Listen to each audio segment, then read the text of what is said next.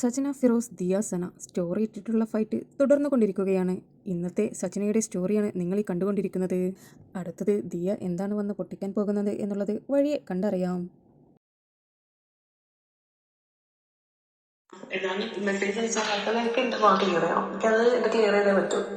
കാരണം ഞാൻ ഈ ഒരുമാതിരി കേക്കണേനൊക്കെ ഒരു വാശി എല്ലാവർക്കും ഉണ്ട്. എനിക്കാണെങ്കിൽ വാശിക്ക് പറയാം, അവർക്ക് ഇങ്ങനത്തെ ഒരു മിസ്റ്റേക്ക് പറ്റിയിട്ടുണ്ടെങ്കിൽ അവര് ഗവൺമെന്റിനെ പറ്റിക്കാൻ വേണ്ടിയിട്ടും ടാക്സ് വെട്ടിക്കാൻ വേണ്ടിയിട്ടും അവര് ചെയ്യുന്നത് കാണട്ടെ. മറ്റവർക്ക് എന്ന് വെച്ചാൽ അവരുമായിട്ട് എന്തോ പൈസയുടെ എന്തോ അവര് തമ്മിൽ എന്തോ ഇടപാടുണ്ട് തോന്നുന്നുണ്ട്. അതെന്തോ കൊടുക്കാതിരിക്കുക, അത് ഞാൻ അറിയേണ്ട ആവശ്യമുള്ള കാര്യമല്ല. എനിക്ക് ഒരു വർക്ക് കിട്ടി, ഇന്നൊരു സാധനം ഒരാൾ കൊണ്ടുവന്ന് ഏൽപ്പിക്കുന്ന ഈ സാധനം ഞങ്ങൾ വന്നത് സ്ഥലത്ത് കൊണ്ടു തന്നിട്ടുണ്ടെന്നാണെങ്കിൽ അവരതിന്റെ എത്രയെന്ന് ശരിക്കും എന്റെ പേയ്മെന്റ് എനിക്ക് തരാൻ പറ്റും. അതിപ്പോ ഇവരല്ല ഈ ലോകത്ത് ഏതൊരു മനുഷ്യന്റെ എന്റെ അടുത്ത് വന്നിട്ട് ഒരു ഡീല് ചെയ്യുന്ന വെച്ചാല് എനിക്കത് ചെയ്യാനായിട്ട് എന്നെ കൊണ്ട് പറ്റൂന്നാണ്, ഞാൻ പറ്റൂന്നല്ല പറയാൻ, ഞാനത് ചെയ്യുകയും ചെയ്യും. അതിന്റെ കയ്യില് എനിക്ക് ഇവരുമായിട്ട് മാനസികമായിട്ട് ഒരു അടുപ്പമില്ല. ഇവര് ഞാൻ ഇതിനൊപ്പം കണ്ടിട്ടില്ല, മനസ്സിലായില്ല. എനിക്ക് ഇവരെ അറിയാൻ പാടില്ലാത്ത ആൾക്കാരാണ്. ഇപ്പൊ എനിക്ക് ഈ വർക്ക് പറഞ്ഞ ആൾക്കാരെയും എനിക്കറിയാൻ പാടില്ല. ഇങ്ങനെ ഒരു സംഭവം ഉണ്ട്, ചെയ്യാൻ പറ്റുമെന്ന് ചോദിച്ചു. ഞാൻ ആലോചിച്ചപ്പോ എനിക്ക് ആ സമയത്ത് എനിക്ക് നിക്കക്കളിയില്ലാത്തൊരു സമയമായിരുന്നു. ഞാനത് ഓക്കെ പറഞ്ഞ് ചെയ്തു. പക്ഷെ അത് ഇത്രത്തോളം ഒരു വേഴ്സ്റ്റ് സിറ്റുവേഷനിലോട്ട് പോകുമെന്ന് എനിക്ക് അറിയണ്ടായിരുന്നില്ല. സത്യത്തിൽ അത് ചെയ്തതിന്റെ പേരില് അത് വേണ്ടായിരുന്നു. അത് ചെയ്ത് കഴിഞ്ഞപ്പോഴാണ് മനസ്സിലുണ്ടാകുന്നത് അത് ചെയ്യണ്ടായിരുന്നത്. ഇങ്ങനത്തെ ഒരു എന്താ പറയാ ഇങ്ങനത്തെ ഒരു സംഭവമായി പോയല്ലോ എന്ന് ആ സമയത്താണ് വിചാരിക്കുന്നത്. പക്ഷെ അത് ഇത്രയും പോലും നീളൂലായിരുന്നു. ഈ ദിവസം വരെ പോലും ഇത് നീണ്ടു പോകൂലായിരുന്നു. ഇവര് ചെയ്തത് എന്താന്ന് വെച്ചാല്, പോയത് അവരുടെ മുതൽ തന്നെയാണ്, എനിക്കറിയാം. അവരുടെ മുതൽ പോയാൽ അവർ അന്വേഷിക്കാം. അഫ്കോഴ്സ് ഇപ്പൊ എന്റെ മുതലാണ് പോണെങ്കിൽ ഞാനും അന്വേഷിക്കും. ഞാൻ ഇതിന്റെ ഇടയിൽ ഇത് ആരുടെ മുതലാണ്, ഇത് എന്താണ് സംഭവം, ഞാൻ ഇതൊന്നും അല്ല. എന്നെ വിളിച്ചിട്ട് ഒരാൾ പറഞ്ഞത് കാര്യം അത് ഇത് ചെയ്യാൻ പറ്റുമെങ്കിൽ എനിക്ക് പേയ്മെന്റ് തന്നതാണ്. ഇതിപ്പോ ആരാണെങ്കിലും ആരുടെ കാര്യമില്ല, ഞാനത് ചെയ്തു. കാരണം എനിക്ക് ഇത്രയും റിസ്ക് പിടിച്ചിട്ട് നിൽക്കുന്ന എന്റെ ലൈഫ് അങ്ങനെയാണ്. എനിക്ക് റിസ്ക് എടുക്കാൻ വേണ്ടി തയ്യാറായി തന്നെ നിന്നൊരാളാണ് ഞാൻ. അപ്പൊ അതിന്റെ ഇതിലെ പുറകിൽ എന്താണ് എന്റെ ബാക്ക്ഗ്രൗണ്ട് എന്ന് അന്വേഷിച്ചിട്ടില്ല, കിട്ടൂല. അതെന്റെ പൊട്ടത്തലാണ്, ഞാനത് ചിന്തിക്കണമായിരുന്നു. ഞാനത് ചിന്തിച്ചിട്ടില്ല. അതിനുശേഷം ഇവര് ചെയ്തത് മിസ്റ്റേക്ക് എന്ന് വെച്ചാൽ, ഇവരെന്റെ വീട്ടിൽ പോയിട്ട് പറയണത് പോരാണ്ട് ഇവര് ചെയ്തത്, ഞാനിവിടെ ദുബായിൽ വന്നിട്ട് എന്റെ 11 വർഷമാണ്. ഈ 11 വർഷത്തിൽ എനിക്ക് എന്നെയുമായി ബന്ധപ്പെടുന്ന എല്ലാ ആൾക്കാരുടെ പോയിട്ട് ഇവരെന്ത് പറഞ്ഞു കൊടുത്ത്, ഇങ്ങനെ ഒരു സംഭവം ഉണ്ടെന്ന് പറഞ്ഞു കൊടുത്ത്. ഇവര് 10-100 ആൾക്കാരുടെ അടുത്ത് ഇത് പറഞ്ഞ, അതായത് ഇവര് 3-4-5 ആൾക്കാരോടാ പറഞ്ഞത്. അവരങ്ങോട്ടും ഇങ്ങോട്ടും സ്പ്രെഡ് ചെയ്യുകയാണ്, മനസ്സിലായി. ഇത് കറങ്ങിത്തിരിഞ്ഞ എന്താണ്, നമ്മളോട് ആത്മാർത്ഥതയുള്ള ആൾക്കാര് ഇതൊന്ന് രണ്ടുപേരും നമ്മളെ വിളിച്ചത് ഇങ്ങനെ ഒരു സംഭവം ഉണ്ട്, എന്താണ് സംഭവം. ഞാൻ എന്റെ ഉള്ള കാര്യം പറയാം. എനിക്ക് കിട്ടിയ ഒരു വർക്കാണ് ഞാൻ ചെയ്തത്. ഇതിൽ ഇങ്ങനത്തെ ഒരു തലതിരിഞ്ഞ ഒരു പരിപാടി ഇല്ലെങ്കിൽ ഇങ്ങനത്തെ ഒരു മോശപ്പെട്ട കാര്യം എനിക്ക് ആ സമയത്ത് തോന്നിയിട്ടുണ്ടാവുന്നില്ല. എനിക്കിപ്പോ ആവശ്യം ഉണ്ടായിരുന്നു, ഞാൻ എന്റെ ആവശ്യത്തിനായിട്ട് ചെയ്തത്. ഞാൻ എന്റെ ഭാഗം ന്യായീകരിക്കണല്ലോ. എന്റെ ഭാഗത്ത് ഇപ്പൊ ഒരാൾ കട്ടെടുക്കണം, എന്തിനാ ഒരാൾ കള്ളത്തരം കാണിക്കുന്നത്, അവരുടെ അവസ്ഥ കൊണ്ടാണ്. ഞാൻ എന്റെ അവസ്ഥ കൊണ്ടിട്ടാണ് ഞാൻ അങ്ങനെ അതൊരു ഇതിന് കൈ കൊടുത്തത്, മനസ്സിലായി. എനിക്ക് ഇതിൽ ആരെയും ഒറ്റിക്കൊടുക്കാൻ അങ്ങനെ ഇങ്ങനെ ഒന്നും ഞാൻ ആഗ്രഹിക്കുന്ന ഒരാളല്ല. ഞാനൊരു തെറ്റ് ചെയ്താൽ ഞാൻ അത് അക്സെപ്റ്റ് ചെയ്യുന്നുണ്ട്. പക്ഷെ ഇവർക്ക് ഞാൻ ഈ സാധനം തിരിച്ചു കൊടുക്കാഞ്ഞ കാര്യം അമ്മാതിരി ഇവരെന്നെ നടിച്ചു. ഇവർക്ക് അന്വേഷിക്കാം, ഇവരുടെ മുതല് പോയി അന്വേഷിക്കാൻ, ശരിയാണ് ചെയ്തത് തെറ്റാണ്. ഇവര് ചെയ്തത് എന്താന്ന് വെച്ചാൽ, ഇവര് അവരുടെ അടുത്ത് എന്റെ ബാക്ക്ഗ്രൗണ്ട് അന്വേഷിക്കാം. ഞാൻ എന്തിനാ ഡിവോഴ്സ് ആയതെന്ന് അറിയുക, ഞാൻ എന്തിനാണ് എനിക്ക് വേറെ ബോയ് ഫ്രണ്ട് എന്ന് അറിയുക. ഇതാണ് ഇവരുടെ ഉദ്ദേശം. ഇവരുടെ ഉദ്ദേശം എന്താണെന്ന് വെച്ചാൽ, ഇവർക്ക് അപ്പൊ ആ സമയത്ത് ഗോൾഡ് അല്ലാത്ത വേണ്ടത്. ഒരു പെണ്ണിനെ കിട്ടിയപ്പോ അതിനെ കുറിച്ച് ഗോസിപ്പ് പറയുന്ന ആൾക്കാരുടെ വീട് ഗോസിപ്പ് പറഞ്ഞിട്ടാക്കുക. റിയലി ഇവർക്ക് ഗോൾഡ് ആർക്കും വേണ്ടെന്നാണെങ്കിൽ മാന്യമായിട്ട് ഇവർക്ക് ആരുടെ പറഞ്ഞ എന്തെങ്കിലും സംഭവം ഉണ്ട്, അല്ലെങ്കിൽ എനിക്ക് ആ കൊച്ചിനോട് കാണാൻ വല്ല ഓപ്ഷൻ ഉണ്ട്, അത്യാവശ്യമായിരുന്നു എന്ന് പറഞ്ഞെങ്കിൽ എനിക്ക് കത്ത്, ഞാൻ തെറ്റ് ചെയ്തേക്കണല്ലേ, എനിക്ക് ആ സംഭവം കത്തി, ഞാനത് അവർക്ക് തിരിച്ചു കൊടുക്കും. പക്ഷെ ഞാൻ ഈ മെസ്സേജ് നിനക്കയക്കുന്നത് വെച്ചാൽ, നീയുമായിട്ട് സംസാരിച്ചപ്പോഴാണ് അവരുടെ സിറ്റുവേഷൻ എന്താണെന്ന് എനിക്ക് മനസ്സിലാവുന്നത്. എനിക്ക് ഇത്ര നാൾ അവരെന്താണ്, എനിക്ക് അവരുമായിട്ട് ഒരു കമ്മിറ്റ്മെന്റ് ഇല്ലാത്ത ഒരാളാണ്. അപ്പൊ ഞാൻ അവരെ കുറിച്ച് ചിന്തിച്ചിട്ടുണ്ടായിരുന്നില്ല. പോരാത്തതിന് ഇവർ ഇമാതിരി ഇന്നെ മാറ്റിക്കുകയും ചെയ്തിട്ടുണ്ട്. എനിക്ക് ഇനിയിപ്പോ പുറത്തിറങ്ങിയിട്ട് ഒരാളുടെ ബിസിനസ് ചോദിച്ചാൽ അയ്യോ അവളാ എന്ന ആൾക്കാർ പറയും. പിന്നെ ഈ ഷീബ ആരാണ്, ഷീബന്റെ ഈ ഷീബ എന്തുമാതിരി ഇത് ഇവിടെ ചെയ്ത് കൂട്ടിയ പൈസ കിട്ടും, അതും ഇതൊക്കെ നമുക്ക് നന്നായിട്ട് അറിയാം. എനിക്ക് ഈ ഷീബയുടെ കാര്യമോ സുരേഷിന്റെ കാര്യമോ ജിഗോന്റെ കാര്യമോ ആരാ നമ്മുടെ ഈ കൂട്ടത്തിലുള്ളത്? ഈ പറഞ്ഞ ആൾക്കാർ എല്ലാരും കള്ളത്തരത്തിൽ ജീവിക്കുന്ന ആൾക്കാരാ. എനിക്ക് ജിഗോന്റെ കള്ളത്തരം എല്ലാ ആൾക്കാരും ഇങ്ങനെ തന്നെയാണ്. എനിക്ക് ഏറ്റവും സങ്കടം വന്നത് അതാണ്. ഇവരോട് സംസാരിച്ചിട്ട് പിന്നെ ഞാൻ ചെയ്യാത്ത കഥകൾ അമുട്ട പാടിക്കൊണ്ട് നടക്കുന്നത്. മനസ്സിലായി? ഞാൻ നോക്കി, ഞാൻ മനസ്സിൽ പോലും വിചാരിക്കേണ്ട കഥകളൊക്കെയാണ് ഞാൻ അറിയാറ്. ഞാൻ അങ്ങനെയാണ് ഇങ്ങനെയാണ് മറ്റേ ഞാൻ എനിക്ക് മനസ്സിലാവില്ല. അപ്പൊ ആൾക്കാർക്ക് പൊലിപ്പിച്ച് പറഞ്ഞിട്ട് എന്താണ് കിട്ടാനെന്ന് എനിക്ക് മനസ്സിലായില്ല. ആ ഒരു ഒറ്റ സംഭവം കൊണ്ട് മാത്രമാണ് ഇത്രയും ദിവസം വാശിക്ക് ഇവരെന്നെ എന്താ ചെയ്യാം. ഞാൻ കൊടുത്തില്ല, ഇവരെ കൊല്ലുള്ളൂ, കൊന്നോട്ടെ. അതോടുകൂടി അവർക്ക് ആ സംഭവത്തിന്റെ ഡീലായി പോകും. ഡീലായിക്കോട്ടെ. അങ്ങനെ തന്നെ വിചാരിച്ചിട്ടാണ് ഞാൻ എന്ത് വന്നാലും ഞാൻ നേരിടാൻ തയ്യാറാണ്. ഇവരെന്നെ ജയിലിലാക്കും, കൊല്ലും. ഇവരെന്നെ എന്ത് ചെയ്യും? മാക്സിമം ഞാൻ എന്ത് ചെയ്യാൻ പറ്റും? തീർക്കും. അത്രയും ചെയ്തോട്ടെ. ആ വാശിയായി പോയി എനിക്ക്. കാരണം ഇവര് മാധ്യമ നാട്ടിച്ചുകൊണ്ടാണ്. ഇവർക്ക് മലയാളത്തിൽ നിന്ന് ഇവരുടെ മുതൽ മേടിച്ചെടുക്കാൻ വേണ്ടി ഞാൻ ആർക്കും സപ്പോർട്ട് ചെയ്താണ്. പറ്റിപ്പോയത് എനിക്ക് പറഞ്ഞാൽ മനസ്സിലാവാത്ത മനുഷ്യന്മാരല്ലേ അവര്. എനിക്കിത് പറ്റിപ്പോയതാണെന്ന് എനിക്ക് പറഞ്ഞാൽ എനിക്ക് കേൾക്കാൻ പറ്റുള്ളൂ. എനിക്കറിയാത്. അങ്ങനെ ചെയ്യാൻ തയ്യാറായി വെച്ച ആളാണ്. ഇതിപ്പോ നാളത്തെ ഞാൻ എന്താ വിചാരിക്കുന്നത്? ഞാൻ എന്തായാലും എനിക്ക് ഞാൻ ഫുള്ള് നാളെ കിട്ടും, നാളെ എന്നെ അവർ നാട്ടിച്ചു. ഇതുകൊണ്ട് അവർക്ക് എന്ത് ലാഭം കിട്ടിയോ? അവന്റെ മുതൽ അവർക്ക് കിട്ടിയോ? ഇല്ല. പക്ഷെ ഇപ്പോഴത്തെ എന്റെ ഇതില് എനിക്ക് ഇല്ല ആ ഒരു പങ്കെടുത്ത എനിക്കത് വേണ്ടാന്ന് പറഞ്ഞ് ഇത്തരം പേടിച്ചിട്ടുള്ളത് ഞാൻ എടുത്തിട്ട് ഞാൻ പറയാം. ഒരിക്കലും പേടിച്ചിട്ടാണെങ്കിൽ ഞാൻ ഇന്നും ഞാൻ ആ സാധനം ഇപ്പോഴും ഞാൻ പറയാം, ധൈര്യത്തോട് ഞാൻ നിൽക്കും, വാശിക്ക് ഞാൻ നിൽക്കും, ഞാൻ കൊടുക്കൂലെന്ന് പറഞ്ഞു. പക്ഷെ അങ്ങനെയല്ല, അവര് ആ സാധനം ഇങ്ങനെയാണ് ചെയ്തതെന്ന് നിങ്ങൾ പറഞ്ഞിട്ടാണ് നമ്മൾ മനസ്സിലാക്കാറ്. ഒരാൾക്കാർ നമ്മളെ നാട്ടിൽ നമ്മളെ വെച്ചിട്ട് സ്ട്രഗിൾ ആക്കി എന്ന് പറയുമ്പോൾ ഞാൻ സ്ട്രഗിളിൽ പോകുന്ന ഒരാളാണ്. നമ്മളാണ് വേറെ കാര്യം സ്ട്രഗിളായി കണ്ടപ്പോൾ എനിക്കത് പറ്റില്ല. എനിക്കത് നാളത്തെ സംഭവം ഇല്ലത്. അതുകൊണ്ട് ഞാൻ അവർക്കിത് ഒരിക്കലും 3-5 മാസത്തെ അവകാശത്തിൽ ഞാൻ ഉണ്ടാക്കും. എനിക്ക് കിട്ടിയ സംഭവം ഞാൻ അവർക്ക് കൊടുക്കും. എനിക്ക് വേണ്ടത്. പക്ഷെ എന്റെ വീട്ടിലോട്ട് ഇവരിനി ആളയക്കാനോ ഇവരെ ഇതിന്റെ പേരിൽ ഒരാളെടുത്തിട്ട് കുറ്റം വിളിച്ച് പറയാനോ എന്തെങ്കിലും ചെയ്താൽ എനിക്ക് ഒരൊറ്റ ഓപ്ഷൻ ഉള്ളൂ. ഇവർക്ക് എന്ത് വന്നെന്ന് പറഞ്ഞാൽ പോലും ഇവര് ഗവൺമെന്റിനെ പറ്റിക്കാൻ വേണ്ടിയിട്ടും എല്ലാ ആൾക്കാരും അങ്ങനെ തന്നെ ചെയ്യണം. ഒരാൾക്കാരും എന്തെങ്കിലും ആൾക്കാരുണ്ടാവും. ഈ ഞാനും എന്റെ സാഹചര്യം കൊണ്ട് ചെയ്തതാണ്. പിന്നെ ഞാൻ എന്ത് പറയണം, അറിഞ്ഞോട് ഒരാളെ വേദനിപ്പിക്കണമെന്ന് വിചാരിച്ചിട്ടല്ല. എനിക്ക് കിട്ടിയ എനിക്കും കിട്ടിയ ഒരു വർക്ക് ഞാനത് അവർ പറഞ്ഞ പോലെ മാന്യമായിട്ട് ചെയ്തു കിട്ടുന്നതാണ് എന്റെ ഒരു ഭാഗം. അത് പുറത്ത് കിട്ടുന്ന ആൾക്കാർക്ക് ഇതിലെന്ത് മാന്യത വിചാരിക്കാം. പക്ഷെ ഞാൻ കാണുന്ന ന്യായം എന്നാണ് എന്റെ ആൾക്കാർ. എനിക്ക് പക്ഷേ എനിക്കത് വേണ്ടത്. ഞാൻ പറഞ്ഞ ഒരു ഫാമിലി മൊത്തം ഇതായി പോകുക, അവർ അതുകൊണ്ട് സ്ട്രഗിൾ ചെയ്യുക, ഇതൊക്കെ എന്താ പറയാ, അതൊന്നും എനിക്ക് തെറ്റാവുന്ന ഒരു കാര്യമല്ല. ഞാൻ 6 മാസത്തിന്റെ ഗ്യാപ്പിൽ ഉണ്ടാകും. ഞാൻ എനിക്ക് വിചാരിച്ചു എനിക്ക് ആ സാധനം വേണ്ട. അതുകൊണ്ട് പക്ഷെ എന്റെ വീട്ടിൽ ഒരാളും ഉണ്ടാക്കുന്നത് അവരുടെ അന്വേഷിച്ച് വരുമോ, ചോദിക്കോ, പിടിക്കോ, മാനസികമായിട്ട് അതുകളെ ബുദ്ധിമുട്ടിക്കോ, എന്റെ വീട്ടിൽ വെച്ചിട്ട് കുടുംബം തകർക്കോ, എന്തെങ്കിലും ഇനി എന്തെങ്കിലും ഒരു മൂവ്മെന്റ് അവരെ കുറിച്ച് പറയത്തെങ്കിലും ചെയ്താൽ ഇല്ലെങ്കിൽ എന്നെ ആരെങ്കിലും വിളിച്ച് പറഞ്ഞ മൊത്തം പബ്ലിക്കായിട്ട് സോഷ്യൽ മീഡിയയിൽ ഞാനൊരു പോസ്റ്റ് ഇട്ട് ഇന്ന ആൾക്കാർ എന്നെ കുറിച്ച് എന്നെ മാനസികമായിട്ട് എന്നെ ഇങ്ങനെ പറഞ്ഞതിന്റെ പ്രൂഫൊക്കെ എന്റെ കയ്യിലുണ്ട്. ഇവരെന്നെ കുറിച്ച് എന്തൊക്കെയാണ് പറഞ്ഞത്, ഈ ഷീബ എന്നെ കുറിച്ച് പറഞ്ഞത്, ഓരോരോ ആൾക്കാരും എന്നെ കുറിച്ച് എന്തൊക്കെയാണ് പറഞ്ഞുകൊടുത്തത്, ഇതിന്റെ ഒക്കെ പ്രൂഫ് എന്റെ കയ്യിലുണ്ട്. ഓഡിയോ ക്ലിപ്പായിട്ടും ഉണ്ട്, ഇവര് അയച്ചു കൊടുത്ത സ്ക്രീൻഷോട്ടായിട്ടും എന്റെ കയ്യിലുണ്ട്. ഈ സാധനം പോസ്റ്റ് ചെയ്ത് ഇവരെന്തുദ്ദേശിച്ചാണ് എന്റെ കയ്യിൽ ഈ സാധനം തന്നതെന്നും പറഞ്ഞ് ഇവരുടെ പേരും പറഞ്ഞ് സത്യമായിട്ട് എനിക്ക് മുയലിൽ നിന്ന് നോക്കാൻ പറ്റുന്ന ഒരാളല്ല ഞാൻ. ആത്മഹത്യ ചെയ്യുന്ന ആ ഒരു സിറ്റുവേഷൻ ആണ് എനിക്കിപ്പോ. ഇനി അവരെന്തെങ്കിലും ടോർച്ചർ ചെയ്യാനാണ് ഉദ്ദേശിക്കുന്നത്. അതല്ലാന്നാണെങ്കിൽ എനിക്ക് എന്താ പറയാ, ഞാൻ മനസ്സറിഞ്ഞാ പറയാ, എനിക്കറിയാം. ഹലോ ഗൈസ്, അപ്പോഴേ സജന നൂർ പുതിയൊരു വീഡിയോ അവരുടെ യൂട്യൂബ് ചാനലിൽ ഇട്ടിട്ടുണ്ടായിരുന്നു. ഷഫീന ബീവിക്ക് ഒരു മൈനറായിട്ടുള്ള കുട്ടിയുടെ ഓഡിയോ കൊടുത്തിട്ട് അത് ഷഫീന ബീവി പബ്ലിഷ് ചെയ്തിട്ട് സജന ഇപ്പോൾ വല്ലാത്ത അവസ്ഥയിലാണ്. കാരണം ഈ വിഷയം ഒരുപാട് ആളുകളെടുത്ത് CWCക്ക് പരാതിയായിട്ടും മറ്റൊക്കെ കൊടുത്തിട്ടുണ്ട്. സജന, ആദ്യം മൈനറായിട്ടുള്ള ഒരു കുട്ടി നിന്റെ അടുത്ത് വന്നിട്ട് ഒരു അബ്യൂസിങ് സ്റ്റേറ്റ്മെന്റ് നടത്തുമ്പോൾ നീ ആ കുട്ടിയെ കൊണ്ട് നേരെ പോലീസ് സ്റ്റേഷനിലാണ് പോകേണ്ടിയിരുന്നത്. നീ അത് ചെയ്തില്ല. BNS ആക്ട് പ്രകാരം അതൊരു വലിയ ശിക്ഷയുമാണ്. നിങ്ങൾ രണ്ടെണ്ണവും കൂടെ, ഈ ഷഫീന ബീവിയും നീയും, പിന്നെയാണ് പണ്ടാണ് അത് പതുക്കെ ഇപ്പൊ അപ്പമാണ് കേട്ടോ. അപ്പോ സജന നല്ല രീതിയിൽ പേടിച്ചു, നല്ല രീതിയിൽ ഭയന്നിട്ടുമുണ്ട്.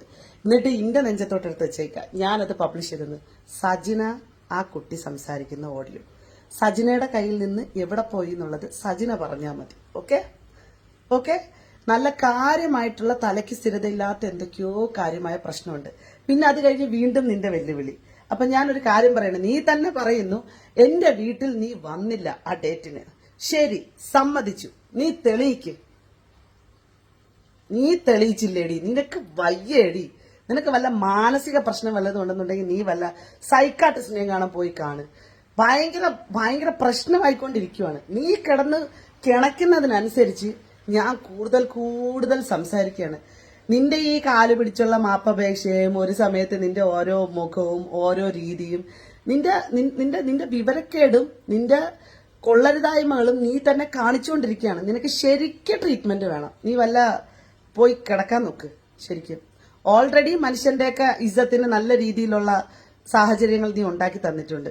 ഞാനും എന്റെ ഫാമിലിയും റെസ്പോൺസിബിലിറ്റി ആയിട്ട് ജീവിക്കുന്നതാണ്. നീ നിന്റെ കാര്യം നോക്ക്. റസൂൽ പൂക്കുട്ടിയുടെയും നിന്റെയും വിഷയം മറയ്ക്കാൻ വേണ്ടിയിട്ട് നീ കിടന്ന് മെഴുകി തുള്ളി ഒന്നും വരണ്ട. അത് നിർത്താനും പോകുന്നില്ല. നീ എവിടം വരെ പോവോ അവിടം വരെ പുറകേ നടന്നു വരും. ഓക്കെ, അപ്പൊ ബാക്കി കാണാം. ഒരു കാര്യം കൂടെ ഞാൻ പറയണേണ്, നിന്റെ അച്ചായനെയും നിന്റെ അച്ചായത്തിയെയും നീ ഒന്ന് ചോദ്യം ചെയ്യേ കാര്യമായിട്ട്, കേട്ടാ. അത് നിനക്കൊന്ന് പറഞ്ഞുതരാൻ വേണ്ടിയിട്ടും കൂടെ വന്നതാണ്. നീ എന്തൊക്കെയോ തെറ്റിദ്ധാരണകളുടെ പുറത്താണല്ലോ നീ എന്നെ വന്ന് എന്തോ ചെയ്തതൊക്കെ. എനിക്ക് നിന്റെ പേഴ്സണൽ ലൈഫിൽ കയറി ഒരു തേങ്ങ നടത്തേണ്ട കാര്യമില്ല. പക്ഷെ നീ തുടങ്ങി വെച്ചെടുത്ത് നിന്റെ പേഴ്സണൽ ലൈഫ് എടുത്തുകൊണ്ട് വന്ന് ഞാൻ ഇട്ടിട്ടുണ്ട്. നിന്റെ മാത്രമല്ല റസൂൽ പൂക്കുട്ടിയുടേത് ഇനി പിറകേ വരും ബാക്കി, കേട്ടോ. ചാപ്റ്റർ ഒന്നും ക്ലോസ് ചെയ്യാൻ പോകുന്നില്ല. ശരി എന്നാ അപ്പൊ മോളെ, എന്ത് ടെസ്റ്റ് എടുക്കാനും ഞാൻ തയ്യാറാണ്. ഏത് ടെസ്റ്റിന് വിളിച്ചാലും എന്റെ ഷഫീന താത്ത വിളിച്ചാൽ മാത്രം ഞാൻ വരും. എന്റെ ഷഫീന താത്ത വിളിക്കൂ. എന്റെ പൊന്ന് ഷഫീന താത്ത എന്നെ ഒന്ന് വിളി. എന്റെ ഷഫീന താത്താരെ കൂടെ ഏത് ടെസ്റ്റും താത്ത പറയണ ഏത് ടെസ്റ്റും ഞാൻ എടുക്കും. ഞാനല്ലേ പറയുന്നത്, ഉറപ്പാ ഞാൻ വന്നിരിക്കും. താത്ത എവിടെ വരണം പറയാത്ത താത്ത പറ. താത്താരോടെ പക്ഷെ ഞാൻ വരുള്ളൂ. ഞാൻ വേറെ ആരോടെ കൂടെയും പോവില്ല. അമ്മയുടെ ഭരണസമിതി രാജിവെച്ചു, കൂട്ടരാജി. എന്തായാലും അത് വല്ലാത്തൊരു അവസ്ഥയായിപ്പോയി. അപ്പോഴേ ഇനി പേട്ടന്റെ പുതിയ ഭരണസമിതി വരും ഉടനെ തന്നെ. എന്താണോ തീരുമാനിച്ചു വെച്ചത് അതുപോലെ സംഭവിച്ചു. എല്ലാവരുടെയും ഒരു സന്തോഷവും ആഹ്ലാദവും ചിലരുടെ വിഷമങ്ങളും എല്ലാം മിക്സഡ് ഇമോഷൻസ് ആയിട്ടാണ് എനിക്ക് കാണാൻ സാധിച്ചത് കേട്ടോ. എന്തായാലും ഒരു പേട്ടന്റെ പുതിയ സമിതിയായി ബന്ധപ്പെട്ടിട്ട് ഉള്ള ചർച്ചകളൊക്കെ ഏകദേശം കഴിഞ്ഞിരിക്കുന്നുണ്ടാവും. അപ്പൊ എത്രയും പെട്ടെന്ന് തന്നെ പേട്ടന്റെ സമിതിയാകും. അമ്മ എന്നുള്ള പേരും പീഡകരുടെ കൂട്ടവും. സ്റ്റോറികൾ ചെയ്യാൻ കേട്ടോ ഇടയ്ക്കിടയ്ക്കൊക്കെ. ഞാനാണെങ്കിൽ ലാസ്റ്റ് വീഡിയോ ഇട്ടപ്പോ പിന്നെ എല്ലാരും കൂടെ ഇൻബോക്സിൽ വന്നിട്ട് അങ്ങനെയൊന്നും പറയരുത്, ഇടയ്ക്കൊക്കെ എന്തെങ്കിലും എന്റർടൈൻമെന്റ് പർപ്പസ് ഒക്കെ ഇടുന്നു. അതുകൊണ്ടാ ഞാൻ വരാം. എന്തായാലും സ്റ്റോറിയിൽ വരാം, അതായിരിക്കും ബെസ്റ്റ്. എന്റെ ഫീഡ് മൊത്തം ഇവളായി പോകുന്നേ. അപ്പൊ പിന്നെ എനിക്ക് വേറെയൊക്കെ മാറ്റി പിടിച്ചല്ലേ പറ്റുള്ളൂ. എനിക്ക് എന്തോരം കാര്യങ്ങളാ കിടക്കുന്നേ. ഇവള് ഇതീ പിടിച്ചോണ്ടിരിക്കുമ്പോഴത്തേക്ക് ഞാൻ അതീ പിടിച്ചോണ്ടിരിക്കണോന്നാണോ നിങ്ങൾ പറയുന്നേ? ഞാൻ എല്ലാരും കൂടെ പറഞ്ഞിട്ട് ഞാൻ വേണ്ടാന്ന് പറഞ്ഞിട്ട് ഞാൻ അവസാനിപ്പിച്ച. അപ്പൊ അതിന് സമ്മതിക്കൂലേ? നിങ്ങൾ എന്തോ അവിടെ ഇത് ഫീഡില് വേണ്ട. ഞാൻ ഇടയ്ക്കിടയ്ക്ക് സ്റ്റോറിയിൽ കണ്ടന്റ് തരാം. അയ്യോ പാവം, സജനയുടെ മൂട്ടില് തീ പിടിച്ച് സജന കിടന്ന് ഓടി ഓടി ഓടി ഓടി. പാവം, അയ്യോ പാവം. 17 ലക്ഷത്തിന്റെ കണക്കും 10 ലക്ഷത്തിന്റെ കണക്കും 7 ലക്ഷത്തിന്റെ കണക്കും പോട്ട് 5 ലക്ഷത്തിന്റെ കണക്കും റസൂൽ പൂക്കുട്ടിയെ ഓമ്പിപ്പിച്ച വേറെ കണക്കും 40 ലക്ഷമല്ലേ വന്നുള്ളൂ വെളിയില്. ബാക്കി കണക്കും റസൂൽ പൂക്കുട്ടി നിന്നെ കൊണ്ടുപോയി വേറെ സ്ഥലത്ത് ആ കണക്കും ഒക്കെ പതിയെ പതിയെ ഓരോരുത്തരായിട്ട് കേൾക്കുകയും കാണുകയും ഒക്കെ ചെയ്യും. എന്നാലും പടച്ചോനെ ഇതൊക്കെ അറിയാൻ വൈകിപ്പോയല്ലോ. ഒന്നാമത്തെ കാര്യം, എന്നെ ക്രൂശിക്കണമെന്ന് തോന്നുന്ന ആൾക്കാർ എന്നെ ക്രൂശിച്ചോളൂ, എനിക്കതിൽ പ്രശ്നമില്ല. നിങ്ങൾക്ക് എന്ത് എവിഡൻസ് വേണമെന്നുണ്ടെങ്കിലും നിങ്ങൾ സ്നേഹസ്പർശം എന്ന് പറഞ്ഞിട്ട് വെഞ്ഞാറമൂടുള്ള സ്ഥാപനത്തെ സമീപിച്ച് അവരുമായി ചേർന്ന് എല്ലാ ഡീറ്റെയിൽസും നിങ്ങൾ പരിശോധിക്കാം. നിങ്ങൾക്ക് ഞാൻ നിങ്ങളോടല്ലേ പറയുന്നത്, നിങ്ങൾ പരിശോധിക്കൂ. കാരണം നിങ്ങൾക്കൊരു എവിഡന്റ് ആയിട്ടുള്ള ഒരു സാധനം കൊണ്ടുവന്നപ്പോൾ അതിനകത്ത് പ്രശ്നം, അതിൽ പ്രശ്നം, ഇതിൽ പ്രശ്നം. എനിക്ക് നിങ്ങളടുത്ത് ഇനി ബോധിപ്പിച്ച് ഞാൻ മടുത്തു. സത്യമായിട്ടും ഞാൻ സീരിയസ് ആയിട്ട് പറയാം. പിന്നെ സജന 14-ാം തീയതി 15-ാം തീയതി എവിടെയായിരുന്നെന്നറിയാവോ? തിരുവനന്തപുരത്ത് താജ് വിവാന്തയില്. ഓക്കെ, വിവാന്ത ബൈ താജ്, അവിടെ തിരുവനന്തപുരത്ത്. നിങ്ങൾ അന്വേഷിച്ചു കഴിഞ്ഞാൽ റസൂൽ പൂക്കുട്ടി അവിടെ രജിസ്റ്റർ ചെയ്തതും അവിടെ നിന്ന് പോകുന്ന ഡേറ്റും ഒക്കെ കിട്ടും. അവിടെ ആരൊക്കെ വന്നിട്ടുണ്ടോ അവിടുത്തെ ക്യാമറകളൊക്കെ പരിശോധിക്കൂ. എന്റെയും സ്ഥാപനത്തിലെ എല്ലാ എവിഡൻസും നിങ്ങൾ എടുത്തോളൂ, നിങ്ങൾക്ക് മനസ്സിലാകും. 3 കോടി ഞാൻ വാങ്ങിച്ചു എന്ന് തെളിയിച്ചാൽ അതിൽ 2 കോടി തരാന്ന്. അത് ഞാൻ വാങ്ങിക്കാൻ വരാം. റസുൽ പൂക്കുറ്റി പറയുന്നു 3 കോടി എൻ്റെ അടുത്ത് ചോദിച്ചു എന്ന്. ഒരു തെളിവ്. ഓൾറെഡി 40 ലക്ഷം രൂപ നിങ്ങളുടെ അക്കൗണ്ടിലേക്ക് ഇട്ടുവെന്ന് റസുൽ പൂക്കുറ്റി പറയുന്നുണ്ട്. നിങ്ങൾക്ക് ഗോൾഡ് വാങ്ങിച്ചു തന്നു എന്ന് പറയുന്നുണ്ട്. നിങ്ങൾക്ക് വണ്ടി വാങ്ങിച്ചു തന്നു എന്ന് പറയുന്നുണ്ട്. നിങ്ങൾക്ക് ഡയമണ്ട് വാങ്ങിച്ചു തന്നു എന്നൊക്കെ പറയുന്നുണ്ട്. നിങ്ങൾക്ക് വേറെ എന്തൊക്കെയോ വേണമെന്ന് നിങ്ങൾ ആവശ്യപ്പെടുന്നു എന്നൊക്കെ ഉള്ള വോയിസ് റെക്കോർഡ് ഞാൻ ഇട്ടിട്ടുണ്ട്. റസൂൽ പൂക്കുട്ടി തന്നെ പറയുന്ന പ്രൂഫ് ഉണ്ടെന്നുണ്ടെങ്കിൽ പിന്നെ എന്തിനാണ് സജന മറ്റുള്ളവരുടെ പ്രൂഫ്? അപ്പൊ 2 കോടി സജന താ.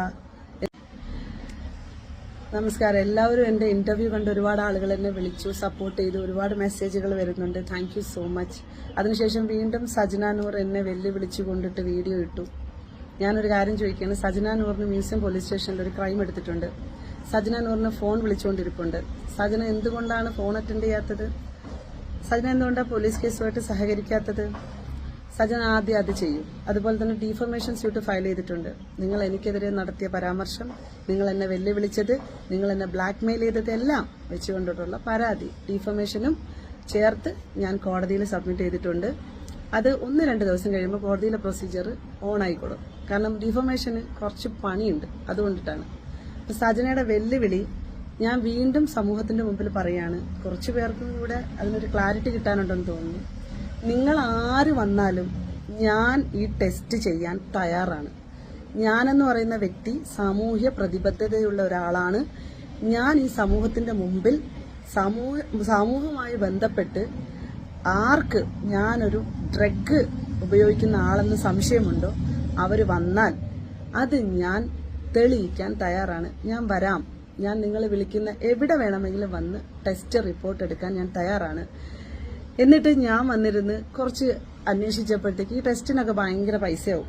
1 രൂപ ഞാൻ എൻ്റെ കയ്യിൽ നിന്ന് മുടക്കൂല. ഞാൻ ഓൾറെഡി ഡീഫമേഷൻ കേസ് കൊടുത്തിട്ടുണ്ട്. എന്റെ മാനം നശിപ്പിച്ചതിന് അവരെനിക്ക് പണം ഇങ്ങോട്ട് തരുന്നതല്ലാതെ ഞാനൊരു രൂപ അങ്ങോട്ട് തരില്ല. അതുപോലെ അങ്ങോട്ട് കൊടുത്ത് ഞാനൊരു കാര്യം ചെയ്യത്തില്ല. അതുപോലെ തന്നെ ഇന്നലെ അവളുടെ വെല്ലുവിളി കണ്ടു.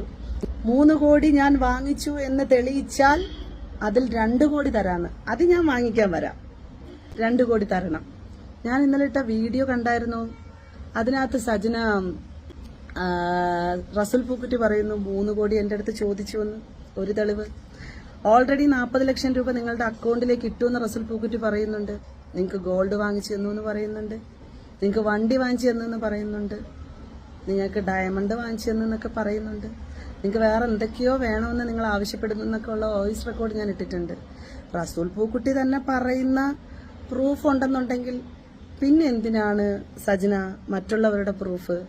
അപ്പൊ 2 കോടി സജന താ. എന്തെന്ന് വെച്ച് കഴിഞ്ഞാൽ 2 കോടി ഇല്ലെങ്കിൽ 1 കോടിയെങ്കിലും വേണം. കുറച്ച് പാവം പിടിച്ച സ്ത്രീകൾ ഇവിടെ ഉണ്ട്. അതുപോലെ നിന്റെ ഹണി ട്രാപ്പിൽ പെട്ട കുറച്ച് പുരുഷന്മാരും ഉണ്ട്. ലക്ഷങ്ങളൊക്കെ പോയ പുരുഷന്മാര്. അവർക്ക് കൊടുക്കാൻ വേണ്ടിയിട്ടാണ്. ഞാൻ ചോദിക്കുമ്പോഴത്തേക്ക് എനിക്കൊണ്ട് താന്ന് പറയുമ്പോഴത്തേക്ക് നിനക്ക് ചിലപ്പം ഫീലാവും. അപ്പം നീ അവർക്ക് കൊടുത്താൽ മതി. അപ്പം ഒരു കാര്യം ഞാൻ പറഞ്ഞോട്ടെ. ഞാൻ ഭയങ്കര ഒരു വിഷമ ഘട്ടം കൂടി ഇതിനകത്തുണ്ട്. കാരണം ആ സങ്കടം പറയാതിരിക്കാൻ പറ്റുന്നില്ല. കാരണം എന്ന് വെച്ചാൽ റസുൽ പൂക്കുട്ടിയുടെ ഭാര്യ ഷാദിത്തയോട് വളരെയധികം സ്നേഹത്തോടെ ഞാൻ മാപ്പ് ചോദിക്കുകയാണ്. നിങ്ങളുടെ മക്കളോട് ഞാൻ മാപ്പ് ചോദിക്കുകയാണ്. കാരണം ഈ ഫ്രോഡുകൾ രണ്ടും കാണിച്ച കാട്ടായിത്തരത്തിനൊക്കെ ഞങ്ങളോട് കള്ളം പറഞ്ഞതാണ്. റസുൽ പൂക്കുറ്റി വിവാഹം ചെയ്തു എന്നും അതുപോലെ ഫിറോസ് ഖാൻ ഡിവോഴ്സ് ആയി എന്നും പറഞ്ഞാണ് ഈ റിലേഷൻഷിപ്പ്. അപ്പം ഞങ്ങൾ മുന്നോട്ടുള്ള കാര്യങ്ങളെപ്പറ്റി നോക്കിയിരുന്നില്ല. പിന്നെ പോകെയാണ് അറിഞ്ഞത് ഇവള് കള്ളമാണ് ഞങ്ങളുടെ അടുത്ത് പറഞ്ഞത് ഈ പ്രശ്നങ്ങളൊക്കെ ആയി തുടങ്ങിയതിന് ശേഷം. അതിനാലാണ് ഞങ്ങൾക്ക് അങ്ങനെ അവളെ സപ്പോർട്ട് ചെയ്യേണ്ടി വന്നത്. സോ അതിന് ഇത്ത ക്ഷമിക്കണം. ഈ സമൂഹത്തിന്റെ മുമ്പിൽ കാണിച്ചു കൂട്ടുന്ന ഈ കാട്ടായിത്തരങ്ങളൊക്കെ തുടങ്ങി വെച്ചത് റസുൽ പൂക്കുട്ടി ആണ്. റസുൽ പൂക്കുട്ടി സജനയെ ഇറക്കി ഫിറോസിക്കെതിരെ വീഡിയോ ചെയ്യിപ്പിച്ച് സജനയ്ക്ക് ഭയങ്കരമായ സിമ്പതി ജനങ്ങളുടെ ഇടയിൽ നിന്ന് കിട്ടി. ഫിറോസിക്ക സൂയിസൈഡ് അറ്റംപ്റ്റിന്റെ അവസ്ഥയിലെത്തി. അവിടെ നിന്ന് അയാളെ രക്ഷിച്ചു കൊണ്ടുവന്ന് അയാൾ എല്ലാ ഡീറ്റെയിലും വെച്ച് ക്ലിയർ ആയിട്ടൊരു വീഡിയോ ഇട്ടപ്പോൾ സജനയുടെ ഇമേജ് പോകുന്ന സാഹചര്യത്തിലാണ് റസുൽ പൂക്കുട്ടി ഉൾപ്പെടെയുള്ള ആളുകളുടെ ക്ലിയർ കട്ടായിട്ടുള്ള പിക്ചർ വെളിയിൽ വരുന്നത്. ഇതുവരെയും അയാൾ പുറത്തേക്ക് വന്നിട്ടില്ല. അയാൾക്ക് നല്ല രീതിയിലുള്ള ടോളറേറ്റിങ്ങും നല്ല രീതിയിലുള്ള അബ്യൂസിങ്ങും സജനയിൽ നിന്ന് കിട്ടിയിട്ട് പോലും അയാൾ പുറത്തേക്ക് വന്നിട്ടില്ല. അയാൾ ചെയ്തുകൊണ്ടിരിക്കുന്നത് നല്ല കാര്യങ്ങളൊന്നുമല്ല. അയാൾ ഇല്ലീഗലായിട്ടുള്ള ഒരുപാട് കാര്യങ്ങൾ ചെയ്യുന്നുണ്ട്. സജിനയും റസൂൽ പൂക്കുട്ടിയും ചേർന്ന് ഈ സമൂഹത്തിൽ ഒരുപാട് വൃത്തികേട് ചെയ്യുന്നുണ്ട്. ഇതൊക്കെ മനസ്സിലാക്കാൻ കുറേ അധികം വൈകിയതിന് ശേഷം ഞങ്ങൾ കൃത്യമായിട്ട് കാര്യങ്ങൾ മനസ്സിലാക്കുകയും ഞങ്ങളത് തുറന്നു പറയുകയും ഇവരെ ഞങ്ങളുടെ ലൈഫിൽ നിന്ന് മാറ്റി നിർത്തുകയും ചെയ്തിട്ടുണ്ട്. ഷാദിത്ത വീണ്ടും പറയാണ്, നിങ്ങളോടും നിങ്ങളുടെ മക്കളോടും ഞാൻ ക്ഷമ ചോദിക്കുകയാണ്. ഹലോ ഗൈസ്, ഞാൻ കുറച്ച് ലേറ്റായി പോയി. കുറച്ച് തിരക്കുകൾ ഉണ്ടായിരുന്നു. നിങ്ങളോട് ഞാൻ പറഞ്ഞു ഡിഫോമേഷൻ ഫയൽ ചെയ്തു എന്നുള്ളത്. അപ്പം അതിന്റെ കുറച്ചുകൂടെ പ്രോസസ്സുകളുണ്ട്. 2-3 ദിവസം എടുക്കും അത് ഫയലായി വരാൻ വേണ്ടിയിട്ട്. അപ്പം അതിന്റെ പുറകിലുണ്ടായിരുന്നു. അതിനുശേഷം ഇന്ന് ഉച്ചയ്ക്കാണ് ഞാനൊരു ഇന്റർവ്യൂ കൊടുക്കുന്നത്. അത് സിനി ഫയലിനാണ് ഞാൻ ആ ഇന്റർവ്യൂ കൊടുക്കുന്നത്. വളരെ പ്രധാനപ്പെട്ട ഒരു കാര്യം പറയാൻ വേണ്ടി വന്നതാണ്. ഞാൻ ഇന്നലെ വൈകുന്നേരം ഒരു ചാനലിൽ ഇന്റർവ്യൂ കൊടുക്കാമെന്ന് പറഞ്ഞു. ആ ചാനലിൽ ഞാൻ അങ്ങോട്ട് വിളിച്ചിട്ടാണ് പറഞ്ഞത് ഇന്റർവ്യൂ കൊടുക്കാൻ. അവരെല്ലാം ഓക്കെ എന്നൊക്കെ പറഞ്ഞിട്ട് വൈകുന്നേരം ആയപ്പോൾ ഞാൻ അവരെ വിളിച്ചപ്പോഴത്തേക്ക് അവർ പറഞ്ഞു, ഇല്ല ഇവിടെ ഇത് ക്യാമറ ഇല്ല, അതില്ല, അപ്പം കുറച്ച് ഡിലേ ആവും, അങ്ങനെ ഇങ്ങനെ എന്നൊക്കെ പറഞ്ഞു. അപ്പൊ ഞാൻ ഇങ്ങനെ വെറുതെ അവരെടുത്ത് ഇട്ടിട്ട് ചുമ്മാ ചെറിയ പോലെ ഇരുന്നിട്ട് എനിക്ക് കാര്യങ്ങളൊക്കെ മനസ്സിലായി, നിങ്ങൾ സെറ്റിൽമെന്റ് ഒക്കെ നടത്തിയിട്ടുണ്ടാവുമല്ലേ എന്ന് പറഞ്ഞപ്പം, ചേച്ചി പ്രശ്നമൊന്നും ഉണ്ടാക്കരുത്, നമുക്ക് എല്ലാവരും പൈസയ്ക്ക് വേണ്ടിയിട്ടല്ലേ ഇരിക്കുന്നത്. അപ്പം നമ്മൾ അവരോട് ചോദിച്ചപ്പോൾ അവർ പറഞ്ഞു, ഒരു കാരണവശാലും അത് എടുക്കരുത്, അത് അനാവശ്യമായിട്ടുള്ള അലിഗേഷൻ പറയാൻ വേണ്ടി മാത്രമാണ്, അതിന്റെ ക്രെഡിബിലിറ്റിയെ ബാധിക്കും എന്നൊക്കെ ആരോ ഏതോ ഒരു പ്രമുഖൻ പറഞ്ഞതായിട്ടൊക്കെ ഞാൻ അറിഞ്ഞു. അപ്പൊ അതുകൊണ്ടിട്ട് ഞാൻ പിന്നെ വിചാരിച്ചു എന്തായാലും നമുക്ക് എന്തെങ്കിലും വേണമല്ലോ. അപ്പൊ നമ്മൾ ഇവിടുത്തെ സിനി ഫയൽ ബിജിത്ത് ടീമും എന്റെ അടുത്ത് പറഞ്ഞു, ചേച്ചി എടുക്കാന്ന് പറഞ്ഞു. അപ്പൊ ഞാൻ ഓക്കെ പറഞ്ഞു. ഞാൻ പോയി എടുത്തു. ഇതുവരെയും എഡിറ്റിംഗ് ഒക്കെ ഇപ്പോഴാണ് കഴിഞ്ഞ ഒരുവിധം പറ്റുന്ന രീതിയിലൊക്കെ അവതരിപ്പിച്ചിട്ടുണ്ട്. ശരിക്കും പറഞ്ഞു കഴിഞ്ഞാൽ കുറച്ചധികം കാര്യങ്ങൾ പറയാനുണ്ട്. റസൂൽ പൂക്കുട്ടി ഒരു നോട്ടീസ് പബ്ലിഷ് ചെയ്തതുമായി ബന്ധപ്പെട്ടിട്ട് അയാളുടെ AI വീഡിയോ, AI ഫോട്ടോ എന്നൊക്കെ പറഞ്ഞിട്ടുള്ള സാധനങ്ങൾ, അതിന്റെയൊക്കെ പ്രൂഫ്, കൃത്യമായിട്ടുള്ള കുറെ അധികം പ്രൂഫുകൾ ഞാൻ എന്റെ യൂട്യൂബ് ലിങ്കിൽ അത് എന്റെ യൂട്യൂബ് ചാനലല്ല, സിനി ഫയലിന്റെ യൂട്യൂബ് ചാനലിനകത്ത് ഞാൻ പബ്ലിഷ് ചെയ്തിട്ടുണ്ട്. ഞാൻ വെല്ലുവിളിച്ചത് മുതൽ ഞാൻ ആലോചിച്ച് പുറകിൽ നടന്ന മാതിരിയൊന്നും എനിക്ക് മറ്റേ ഇത് കിട്ടിയില്ല, എന്താ പറയാ, റീച്ചുള്ള ചാനൽ കിട്ടിയില്ല. അപ്പൊ കിട്ടിയ റീച്ച് കൊണ്ടിട്ട് നിങ്ങൾ എന്നെ കുറച്ചുകൂടെ ഒന്ന് ഉയർത്തി തരണമെന്ന് ഞാൻ അപേക്ഷിക്കുകയാണ്. അപ്പോൾ റസൂൽ പൂക്കുട്ടി ഇട്ട AI വീഡിയോ, അതാണല്ലോ AIയുടെ എന്താ ഒരു നോട്ടീസ്, വക്കീൽ നോട്ടീസുമായി ബന്ധപ്പെട്ടിട്ട് റസൂൽ പൂക്കുട്ടി അറിയാൻ വേണ്ടിയിട്ട് പറയാണ്, പൂക്കുട്ടി ഒരു കാര്യം ചെയ്യണം, സജന നൂറിന്റെ പേരിൽ ആദ്യം കേസ് കൊടുക്കണം. കാരണം സജന നൂറിന്റെ അക്കൗണ്ട് വഴിയാണ് ഇതെല്ലാ സാധനങ്ങളും വെളിയിലേക്ക് വന്നിട്ടുള്ളത്. ഓക്കെ, അപ്പം മറ്റു യൂട്യൂബ് ചാനലുകളെയും മറ്റാളുകളെയും ടാർഗറ്റ് ചെയ്തിട്ടോ 250 ചാനലുകൾക്കെതിരെ കൊണ്ടുപോയി സജന നൂറിനെ കൊണ്ട് സൈബർ പോലീസ് സ്റ്റേഷനിൽ പരാതി കൊടുപ്പിച്ചിട്ടൊന്നും ഒരു തേങ്ങ എടുക്കാൻ പോകുന്നില്ല. സജന നൂറിനെതിരെയാണ് ഫസ്റ്റ് നിങ്ങൾ പരാതി കൊടുക്കാനുള്ളത് ആദ്യം. അത് കഴിഞ്ഞിട്ട് നിങ്ങൾ ബാക്കി വാ. നിങ്ങൾ ഈ ഒളിച്ചിരിക്കല്ലേ, നിങ്ങൾ ഇങ്ങോട്ട് ഇറങ്ങി വാ. ഇറങ്ങി വന്നിട്ടൊന്ന് പറ, കഥകളൊക്കെ ഒന്ന് പറ. കാര്യമായിട്ട് ഞാൻ പറഞ്ഞിരിക്കുന്നതൊക്കെ വളരെ കുറച്ചാണ്. പ്രൂഫുകളൊന്നും ഞാൻ അധികം സബ്മിറ്റ് ചെയ്തിട്ടില്ല. വളരെ കുറച്ച് പ്രൂഫുകൾ മാത്രമേ വെച്ചിട്ടുള്ളൂ. അപ്പം ബാക്കി പ്രൂഫുകളൊക്കെ സബ്മിറ്റ് ചെയ്യുന്നതിന് മുമ്പേ റസൂൽ പൂക്കുട്ടി ഇറങ്ങി വരും. ഒരു കാര്യം ചെയ്യും, എനിക്കെതിരെ വല്ല കേസാകണം കൊടുക്കാനുണ്ടെങ്കിൽ അതും കൂടെ അങ്ങ് ചെയ്യും. അതാണ് ബെസ്റ്റ്. ഓക്കെ, റസൂൽ പൂക്കുട്ടി രംഗത്തോട്ട് ഇറങ്ങി വരും. എന്നാലേ നമുക്കതൊരു രസമുള്ളൂ. കാരണം എന്ന് വെച്ചാലേ ഈ അപ്പുറത്തും അടുപ്പിച്ച് ഇപ്പുറത്തും അടുപ്പിച്ച് തമ്മിൽ തല്ലിച്ച് അവളെ വെച്ചിട്ട് അവളെ ഭർത്താവിനെ അടുപ്പിച്ച് അവളെ വെച്ചിട്ട് അവളെ കൂട്ടുകാരെ അടുപ്പിച്ച് ഇവള് തന്നെ ഇത്രയും വലിയ ഫ്രോഡും കാണിച്ച് അയ്യോ എന്റെ പൊന്നേ എനിക്ക് വയ്യ. അപ്പം അതല്ലേ രസം. എന്തായാലും സജനേനെ ഇറക്കി വെച്ച് ഇത്രയും വൃത്തികെട്ട അലിഗേഷൻ, നിങ്ങൾ വിചാരിച്ച ആളെ മാറിപ്പോയി, നിങ്ങൾക്ക് ആള് തെറ്റിപ്പോയി. ഞാൻ ദിയാസനയാണ്. ഓക്കെ, ദിയാസനെ സംബന്ധിച്ച് ലഹരി ഉപയോഗിക്കില്ല എന്ന് മാത്രമല്ല അതിനെ പ്രൊമോട്ട് ചെയ്യാത്ത ഒരാളാണ്. ഏതെങ്കിലും തരത്തിൽ അത്തരം വിഷയങ്ങളെ എതിർപ്പോടുകൂടി കാണുകയും അതിനെ അത്തരത്തിലുള്ള പ്രവണത ചൂണ്ടിക്കാണിക്കുകയും ചെയ്യുന്ന ഒരു വ്യക്തിയാണ്. കാരണം തൂഫാനൊക്കെ ഭാഗമായിട്ട് പ്രവർത്തിക്കുന്ന ഒരാളൊക്കെയാണ്. മുൻപ് വർഷങ്ങളായിട്ട് ഞാൻ അറിയുന്ന ഒരാൾ കൂടിയാണ്. അപ്പം സജന ഇത് പറയുമ്പോൾ സജനയും സനയെ സംബന്ധിച്ചൊരു സുഹൃത്തുക്കളാണ്. അവരത്രയും അടുപ്പമുള്ള മനുഷ്യരായിരുന്നു. അവർക്കിടയിൽ ചിലപ്പോൾ അങ്ങോട്ടും ഇങ്ങോട്ടും എന്തെങ്കിലും തർക്കം ഉണ്ടായിട്ടുണ്ടാകും. പക്ഷെ അതൊന്നും പ്രശ്നമില്ല. പക്ഷേ ഞാൻ ആലോചിക്കുന്നു, എൻ്റെ ഒരു വിശ്വാസം എന്നുള്ളത്, നമുക്കൊരാൾക്കെതിരെ അലിഗേഷൻ പറഞ്ഞാൽ അത് വെറും അലിഗേഷൻ മാത്രം, ആരോപണം മാത്രമാണ്. തെളിവില്ലാത്തൊരു ആരോപണം പറയുന്ന സമയത്ത് ദിയാസൻ അവിടെ ആക്രമിക്കപ്പെടാനായിട്ട് ഇട്ട് കൊടുക്കുകയാണ്. എന്തിനിട്ട് കൊടുക്കുന്നു? സജനയ്ക്കെതിരെ ഇപ്പോൾ ഉള്ള നിലവിലുള്ള സൈബർ ബുള്ളിങ്ങോ അല്ലെങ്കിൽ സൈബർ ഇടത്തുണ്ടായിരുന്ന ചർച്ചാ വിഷയങ്ങളെ ഒന്ന് മാറ്റാനായിട്ട് മറ്റൊരു വിഷയം സമൂഹത്തിലേക്ക് ഇട്ട് കൊടുക്കുമ്പോൾ സ്വാഭാവികമായിട്ട് മറ്റേ ഒരു പഴയ വിഷയം ആൾക്കാർ മറക്കുകയും പുതിയൊരു വിഷയം, ഈ പറഞ്ഞ സനയുടെ വിഷയം കുറച്ചും കൂടി ചർച്ച ചെയ്യപ്പെടും എന്നുള്ളത് സജനയ്ക്ക് അറിയാം. എനിക്ക് തോന്നുന്നു അത്തരത്തിലുള്ള ഒരു സ്റ്റേറ്റ്മെന്റിന്റെ ഭാഗമായിട്ട് സജന പറഞ്ഞൊരു ഫേക്ക് സ്റ്റേറ്റ്മെന്റ് ആയിട്ട് മാത്രമേ എനിക്കതിനെ കാണാൻ പറ്റുള്ളൂ. കാരണം മുൻപുണ്ടായിരുന്ന ചർച്ചയൊന്നും മങ്ങലേൽപ്പിക്കാനും പുതിയൊരു ചർച്ച ഉണ്ടാക്കാൻ. കാരണം ഇപ്പം നമ്മൾ പഴയ കാര്യങ്ങളൊക്കെ മറന്നു, പുതിയ സംസാരത്തെ പുതിയ രീതിയിൽ ഈ സനയെ ചേർത്തുകൊണ്ടൊരു അലിഗേഷൻ അവിടെ പറയണം. അപ്പോൾ സജന പറഞ്ഞതിനോട് ഒരു വ്യക്തതയും ഇല്ല കാര്യത്തിൽ. കാരണം അങ്ങനെ ഒരാൾ ഉപയോഗിച്ചപ്പോൾ നാളെ എനിക്കെതിരെ ഒരാൾ പറയണേ ഞാനിങ്ങനെ ആണില്ലേ എൻ്റെ സ്വഭാവം ഇതാന്നൊക്കെ പറഞ്ഞു കഴിഞ്ഞാൽ അത് വെറും അലിഗേഷൻ. നമുക്ക് തെളിവില്ലാത്തൊരു വിഷയത്തെ എനിക്കിപ്പോൾ ആരെ പറ്റിയും എനിക്കെന്തും പറയാനുള്ള അവകാശമുണ്ടോ? ഇല്ല. എനിക്ക് പറയാൻ അവകാശമുള്ളത് എന്താണ്? എനിക്കത് ബുദ്ധിമുട്ടുണ്ടാക്കുന്ന കാര്യമാണെങ്കിൽ, ഇതിപ്പം ബുദ്ധിമുട്ടുണ്ടാക്കിയിരുന്നെങ്കിൽ അത് ഇപ്പം ഉണ്ടായ ഇവർക്കിടയിൽ തർക്കത്തിന് ശേഷമല്ലല്ലോ അത് പറയേണ്ടത്. നമുക്കതിനുള്ള ഒരു സാഹചര്യവും സമയമൊക്കെ എല്ലാ കാലത്തും ഉണ്ടായിരുന്നു. അതും എനിക്ക് തോന്നില്ല, വളരെ അടുപ്പം കുറച്ച് നാൾ മുൻപ് വരെ വളരെ സ്നേഹത്തിലുള്ള രണ്ട് മനുഷ്യരായിരുന്നു. അപ്പം ഇതിനൊരു തെളിവില്ലാത്ത രീതിയിൽ നമുക്ക് ആരോപണം പറഞ്ഞാൽ അത് ഫേക്ക് അലിഗേഷനായിട്ട് ഞാൻ കാണുന്നത്. മാത്രമല്ല നമുക്കൊരു ഡീഫമേഷന് കേസ് കൊടുക്കാനുള്ള സാധ്യത കൂടി ആ വിഷയത്തിലുണ്ടെന്നുള്ളതാണ്. അപ്പോൾ എനിക്ക് തോന്നുന്നു സന അത് ഡീഫമേഷനായിട്ട് മുന്നോട്ട് പോട്ടെ എന്നുള്ളതാണ്. എല്ലാ തരത്തിലും ഐക്യദാർഢ്യം വിഷയത്തിലുണ്ട്.